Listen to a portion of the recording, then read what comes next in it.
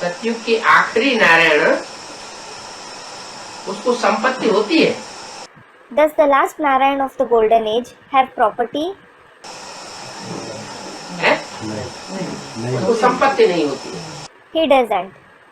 क्योंकि shooting period में गुलछर्रे उड़ाता रहा। It is because he kept making merry in the shooting period. हवाई जहाजों में घूमता रहा। He kept flying in aeroplanes.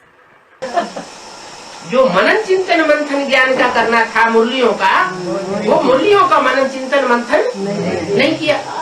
He didn't think and churn the murlis of the knowledge that he was supposed to. और राम वाली आत्मा ने मनन चिंतन मंथन किया। Whereas the soul of Ram thought and churned. तो जिसने मनन चिंतन मंथन किया, So the one who thought and churned, यहाँ के ज्ञान रतन, वहाँ के स्थूल रतन बने।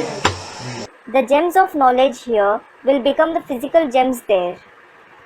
राम वाली आत्मा राम बाप के रूप में, प्रजापिता के रूप में सन 76 में क्यों प्रत्यक्ष हो गई? Why was the soul of Ram revealed in the form of the father Ram, Prajapita, in the year 1976? बाप का प्रत्यक्षता वर्ष जो मनाया गया, उसमें बाप के रूप में वो आत्मा पहले नंबर में क्यों प्रत्यक्ष हो गई? The year that was celebrated as the father's revelation, why was that soul revealed in the form of the father first of all in that year? क्योंकि ज्ञान का मनन चिंतन मंथन करने का अव्वल नंबर पुरुषार्थ करके दिखाया। It is because he made the number one purusharth of thinking and churning the knowledge and proved himself. तो साहूकार बन गई ज्ञान रत्नों का। So he became a merchant of the gems of knowledge. इतना बड़ा ज्ञान रत्नों का साहूकार बन जाती है कि आखिरी जन्म में जो सतयुग में महाराजा बनता है, उसकी सारी राजाई उसकी साहूकारी में डूब जाती है। He becomes such a big merchant of the gems of knowledge that the emperor in the last birth of the golden age loses his entire emperorship in the debt of his merchantry. जो loan लेता है और loan लेकर के राजाई चलाता है, उस राजाई में सारा डूब जाता है। उस राजाई में उसकी सारी धन संपत्ति, वो सारी धन संपत्ति जो साहूकारी की है राम की, उसमें उसकी सारी राजाई डूब जाती है। The loan that he takes to rule his kingdom, his entire kingship drowns in the wealth and property of the merchant Ram. तो बताया कि वो 21 जन्म का जो 21 जन्म का जो हिसाब है, वो यहाँ द्वापर और त्रेता में, कलयुग में भी चलता है।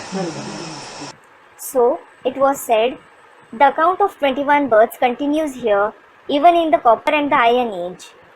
क्या चलेगा? What will continue? जो आखिरी नारायण होगा, वो आर्य समाजी वो नारायण होगा। The last Narayan will be Narayan of the Arya Samajis.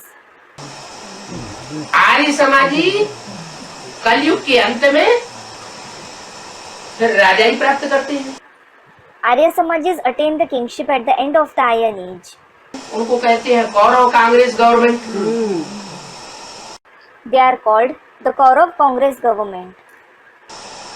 और कौरव कांग्रेस गवर्नमेंट विदेशियों से लोन लेती है। The Kaurav Congress government keeps taking loan from the Videshis.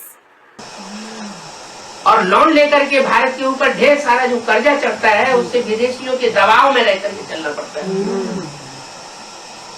And as they take loan, Bharat is deeply indebted and it has to stay under the Videshis because of that. राजाई का भरोसा नहीं रहता। जो राजाओं को आज राजा बनते हैं, कल ताज निकल जाता है, उखड़ जाता है।